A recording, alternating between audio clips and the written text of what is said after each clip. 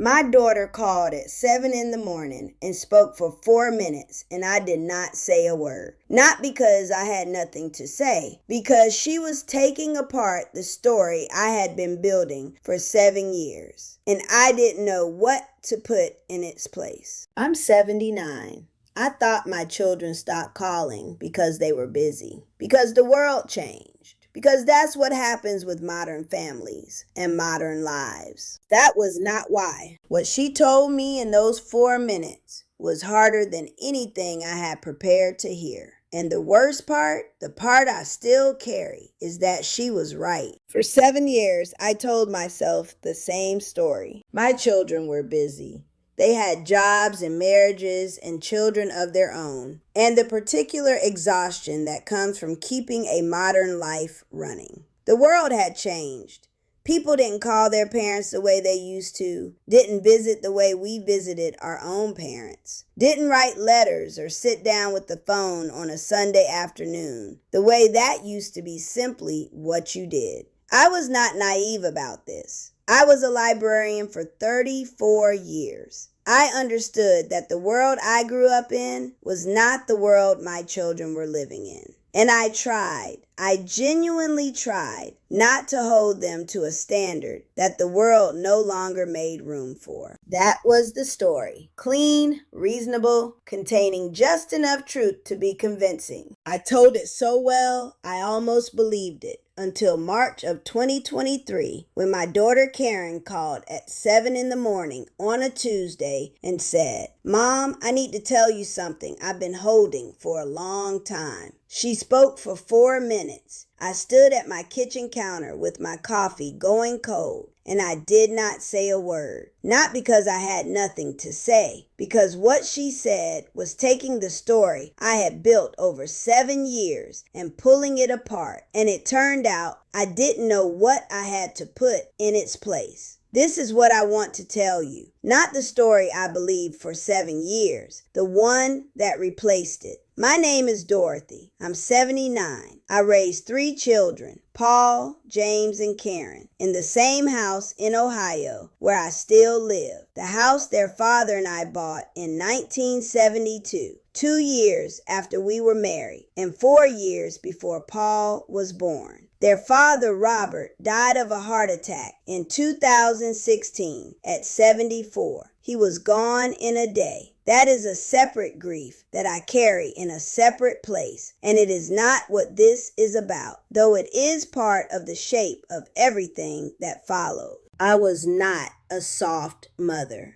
I want to say that plainly because it matters to what I'm going to tell you. I was loving, genuinely, completely, without any ambiguity on that point. But I was also sharp. I said what I thought. I had opinions about things, and I offered them, often without waiting to be asked. I had standards I believed in, and I applied them to my children the way I applied them to myself, which is to say, without much mercy for the gap between the ideal and the actual. My own mother had been the same way. I understood, by the time I had children of my own, that this was something that could be a gift and a wound, depending on the day and the person on the receiving end. I tried to watch for the wound. I don't think I watched carefully enough. Paul is the oldest. He lives in Colorado. He calls on birthdays and at Christmas, and the calls are warm and brief, and we both know they will be brief before they begin. James is in Michigan. He's the most like Robert, steady, private, emotionally contained in the way of a man who has decided that containing things is the way to get through them. He checks in. He does not linger. And then there is Karen, the youngest, the one who looked most like me, thought most like me, disagreed with me most directly and most often, because she was the only one who engaged with what I actually said, rather than managing around it. She was the one whose absence, when it arrived, was the loudest. It arrived in stages, the way these things do. A little more space between calls. Visits that seemed to end more quickly than before. A general sense, when we did speak, of someone conducting a conversation rather than having one. I noticed it beginning around 2019, and I built my explanations carefully. Her job, her marriage, 2 kids under 10, the relentlessness of a life at that stage. I had lived that stage. I understood. Then came Thanksgiving 2019. Karen had planned to drive from Philadelphia, 6 hours with her husband and the kids. I had bought the turkey. I had cleaned the guest rooms. I had, in the specific way of a woman who is excited and trying not to show it, made the house ready in a dozen small ways that were not necessary but felt important. She called from a gas station in Pennsylvania. She said she was sorry, that something had come up, that she couldn't explain right now, but she would call when they got home. She didn't call when they got home. She called 3 days later with an explanation that I could feel was edited. True in its surface facts, something unspoken underneath. I spent those 3 days building a new explanation. This one centered Karen, her difficulty with plans, her tendency to avoid confrontation by choosing disappearance, the ways she had always been, in my private assessment, the one whose emotions made decisions that her reason should have made instead. I did not examine my own role in any of this. Not once. Not for 3 more years. Gloria is my older sister. She is 82. She is, if anything, sharper than I am. More direct, more opinionated, quicker to say an uncomfortable thing in a room where everyone else has decided to be tactful. We are alike in this. We have always been alike in this. In 2004, Gloria had a serious falling out with her son David over something I won't detail, except to say it involved money and a decision she made about his inheritance that he had not been consulted on and that affected his family materially. He was angry in the specific way of someone who felt that his mother had treated him as a child rather than an adult. And the anger was real, and the injury was real, and the distance that followed was real. David didn't call for almost a year. What Gloria did in that year is the thing I couldn't do. She called him. She said, I was wrong about that decision. I should have talked to you first. I understand why you're angry. I know it cost you. And I'm saying so now, not because I want you to call me back, though I do want that, but because you deserve to hear me say it directly. David calls Gloria every Sunday at noon. He has for 18 years. When I watch the two of them together, I always think the same thing. They have something I want, a texture to their relationship that is different from what I have with my own children. Something that feels, I couldn't have named this before March 2023, but I can name it now, earned. Karen called at 7 in the morning, and I heard it in her voice before she said a word. That quality of someone who has prepared, who has rehearsed, who has gotten to the other side of their own fear, and is now going to say the thing, regardless of how it's received. She said, Mom, I need to tell you something I've been holding for a long time. I need you to let me finish before you respond. I said I would. I stood at the counter. The coffee was still brewing. The kitchen window was light in the particular early morning way of Ohio in March. Pale, thin. The sky not quite decided about the day. She started with 2001. In 2001, Karen brought home the man she was going to marry. His name was Dennis. He was a school teacher, 5th grade, in a district in New Jersey, and he was kind and careful and serious in a way that I could see was genuine. And he was not what I had pictured for Karen. Not because of anything specific I could have articulated, because he wasn't what I had imagined. Because imagination, when you're a mother, runs ahead and builds something, and the reality is always a different shape. I said things.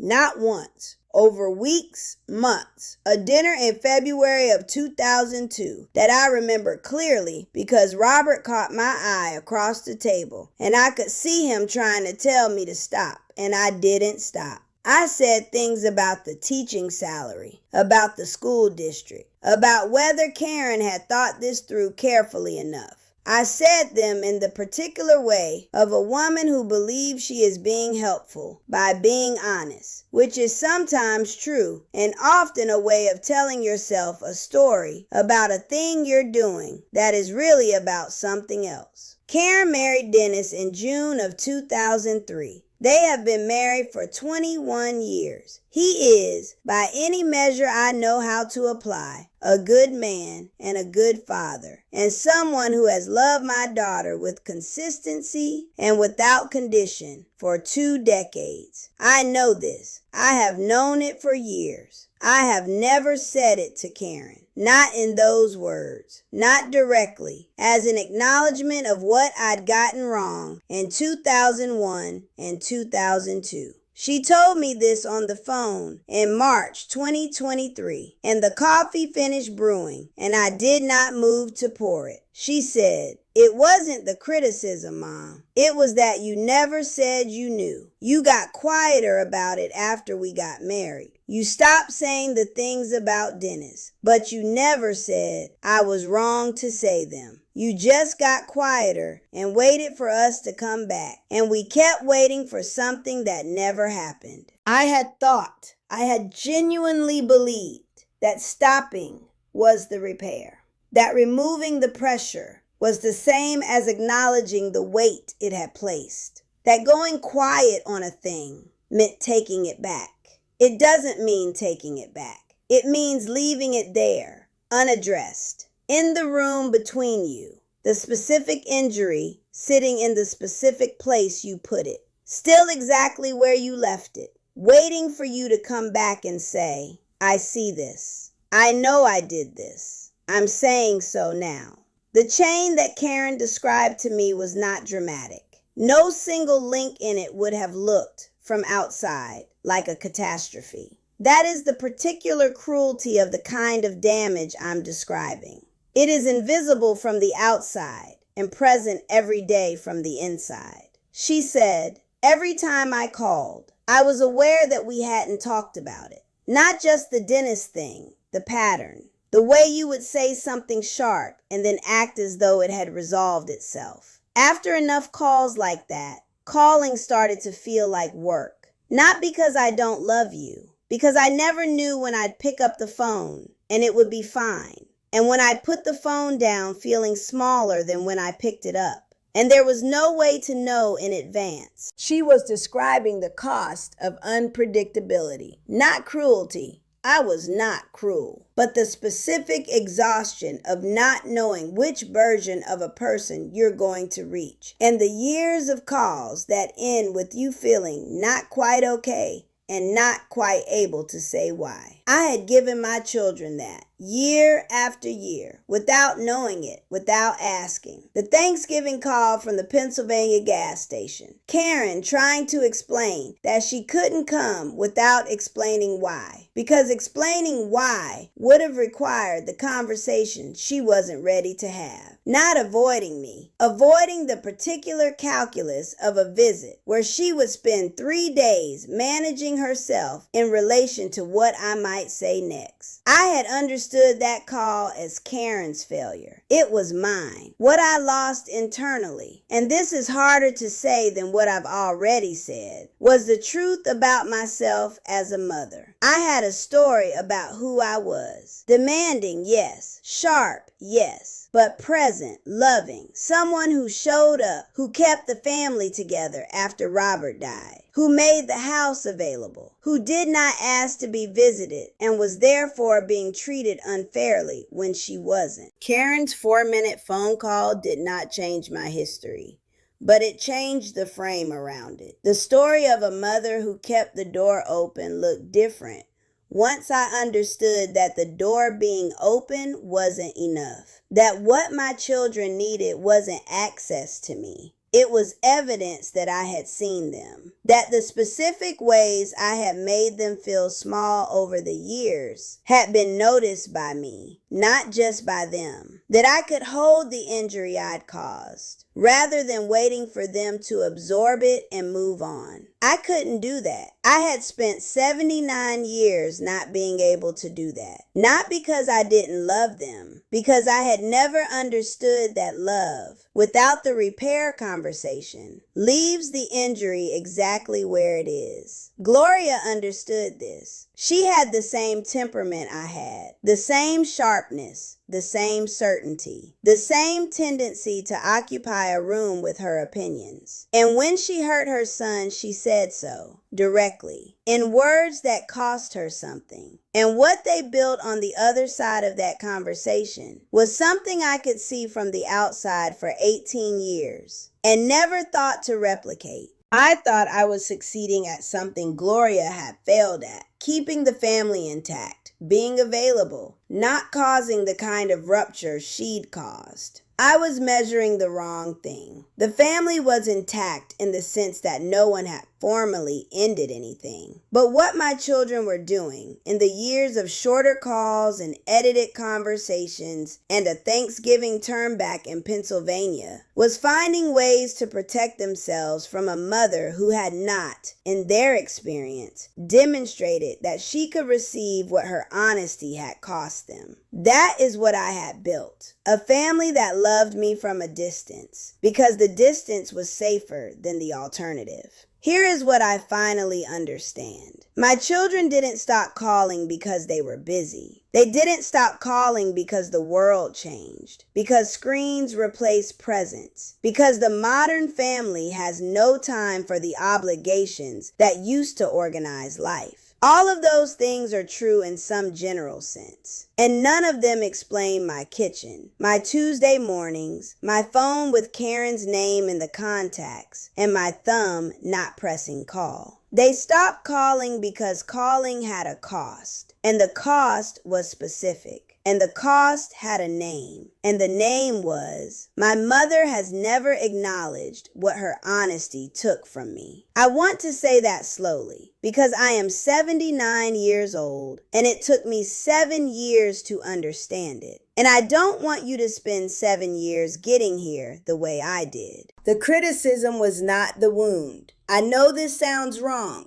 I know that when you think about a sharp-tongued parent, and I know some of you had one, and some of you are one, you think the criticism is the thing. That's what hurt. That's what created the distance. But criticism, even sharp criticism, even the kind that lands wrong and sits badly and stays with you, criticism can be survived. Criticism can even, over time, be understood as a form of engagement, of taking someone seriously enough to say what you actually think. What cannot be survived, at least not without permanent cost, is criticism that is never acknowledged. An injury that the person who caused it doesn't appear to notice. A weight that gets placed on you and stays there, and the person who placed it waits for you to carry it far enough away that the room feels normal again. That is what I gave my children. Not the honest words, those they could have lived with, the silence after. The expectation that things would go back to normal, on their own, without me doing the work of repair. I know what your family looks like from the outside. The calls are shorter than you'd like. The visits happen, but end earlier than you'd wish. There is a quality to your interactions with your children, or your siblings, or your oldest friends, that feels managed, that moves along the surface of things and doesn't go deep, that leaves you, when they hang up or drive away, with the sense that you got the performance of the relationship rather than the thing itself. And you have an explanation. I know you do, because I have one for 7 years. years, and it was detailed and internally consistent and contained just enough truth to be convincing. Your explanation centers them, their busyness, their generation's difficulty with presence, the specific ways they have, in your honest private assessment, fallen short of what the relationship could be. I'm asking you, and I say this as someone who held that story for 7 years and built it carefully and defended it internally every time something nudged at the edges. I'm asking you to try the other question. What is the thing you did that you never went back to say you knew? Not what you've stopped doing, not the ways you've changed or gotten quieter or removed the pressure. What specific injury did you leave in the room? What did your honesty cost someone that you have never directly acknowledged, not hinted at, not hoped they understood from context, said out loud to their face or their voice, in words that cost you something to say? Because that,